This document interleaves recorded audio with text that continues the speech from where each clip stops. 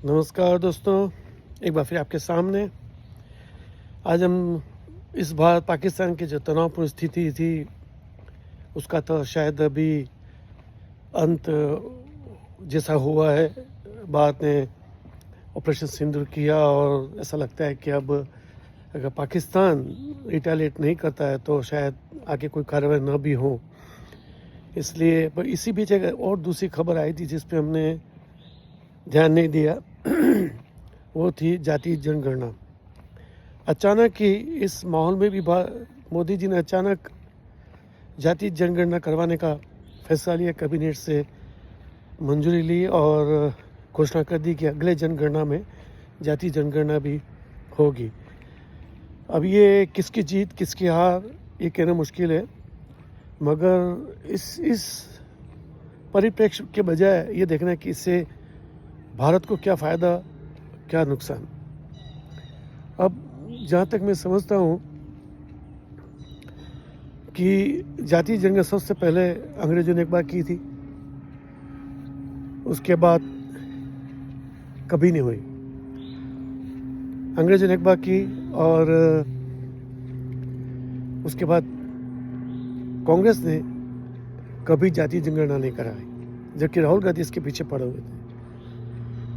और मोदी जी ने ये करवाने की घोषणा की।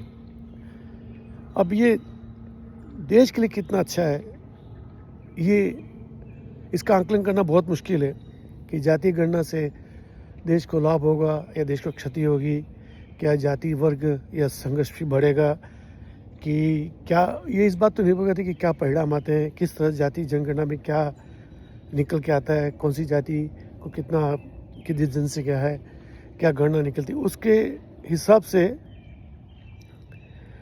अब विपक्षी या पक्ष वाले जो भी हैं, सारी राजनीतिक पार्टियां, वो किस तरह से उसका ट्विस्ट करती हैं और लाभ उठाने की कोशिश करती हैं, इस बात पर निर्भर है कि क्या निकल के आता है। मगर एक बात मैं कह सकता हूँ कि क्योंकि अंग्रेजों ने एक बार ही जातीय जनगणना की, उसके बाद उन्होंने कभी नहीं करवाई और कांग्रेस ने कभी नहीं की, यानी कि उसका मतलब ये कि जातीय जनगणना करने से शायद देश का फ़ायदा होता है, क्योंकि कांग्रेस ने कोई ऐसा काम नहीं किया जिससे देश का लाभ हो। अभी तक कांग्रेस ने जो भी बड़े बड़े निर्णय लिए उससे देश को नुकसान ही हुआ है और देश को बुरी समस्या से उलझना पड़ा है। आप देख सकते हैं कि चाहे नेहरू जी के काल को देखें या इंदिरा जी के काल को देखें, उनके कई ऐसे निर्णय हैं, उन्होंने कई ऐसे निर्णय लिए जिससे देश को आज भारी समस्या से जूझना पड़ा, जैसे कि वक्फ बोर्ड था या मुस्लिम पर्सनल लॉ बोर्ड है या कश्मीर के मुद्दे पे जो नेहरू जी ने जो किया या बलूचिस्तान के बारे में जो किया, ऐसे कई निर्णय हैं।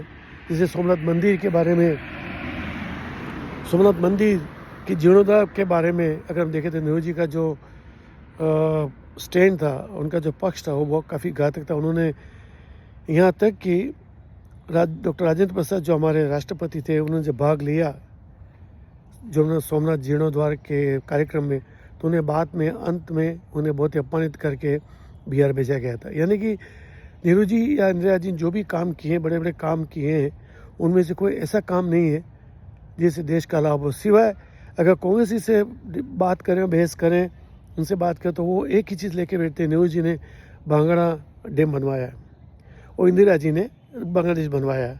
इसके सिवा उनके पास कोई भी ऐसी बात नहीं है जो कहें कि ये बहुत बड़ा काम था जो नेहरू जी नहीं करते या इंदिरा जी नहीं करती, देश का नुकसान होता। ऐसा कोई काम उनके पास है ही तर्क देने के लिए। मैं कई कांग्रेस से बहस कर चुका हूँ और अंत में उनके बाद यही बात आती है। तो अगर जातीय जनगणना से देश का फ़ायदा न होता तो कांग्रेस वाले अवश्य करवाते, खासकर इंदिरा जी अवश्य कराती। और इंदिरा जी से भी आगे अगर हम देखें तो सोनिया गांधी, मनमोहन सिंह के काल में सोनिया गांधी के हाथ में पूरी पार्टी थी, वो अवश्य करवाती अगर देश का लाभ न होता जातीय जनगणना से। और मोदी जी ने करवाया, उसका अर्थ ये है कि देश को फ़ायदा होगा। ये मेरा आंकलन है, क्योंकि सही आंकलन तो तभी होगा जब जातीय जनगणना होगी उसके परिणाम बाहर आएंगे और उसके बाद किस तरह से माहौल बनता है, क्या होता है, उसके बाद ही पता चला है। मगर ये सिर्फ एक विश्लेषण है कि अगर लाभ होता, देश का लाभ होता, इसलिए शायद कांग्रेस ने नहीं करवाया और अंग्रेजों ने भी एक ही बार करवाया, दूसरी बार नहीं करवाया। इसलिए इसी आधार पे, इसी काल्पनिक आधार पर, हालांकि ये मेरी काल्पनिक बात है, कल्पना मतलब मेरी मान्यता है, मैं सोचता हूँ ऐसा हाइपोथेटिकल, मगर फिर भी अगर मोदी जी करवा रहे हैं तो इसके पीछे कुछ सोच समझ कर रणनीति होगी और शायद देश का इससे लाभ हो, कुछ कह नहीं सकते, अच्छा भी हो बुरा भी हो। और इससे एक चीज़ और होगी कि कांग्रेस वाले एनआरसी का विरोध कर रहे हैं। जब जातीय जनगणना करनी है तो एनआरसी का विरोध क्यों है? तो शायद मोदी जी इसमें एनआरसी भी जोड़ दें, या उन्होंने जैसे एक भाषण में कहा था कि जातीय जनगणना करनी है तो मुसलमानों की जाति की भी गणना होनी चाहिए। तो शायद इस मुद्दे पर मोदी जी शायद ट्विस्ट करके तैयार हो गए कि चलो दोनों काम एक साथ, दो काम हो जाएंगे और शायद एनआरसी भी इसके साथ ही हो जाए।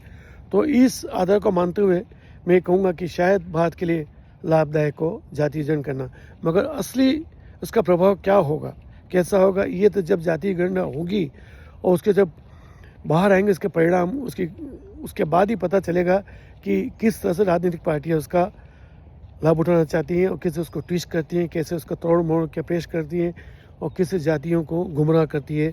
ये तो उसके बाद ही पता चलेगा। मगर फ़िलहाल आज के लिए सिर्फ इतना ही।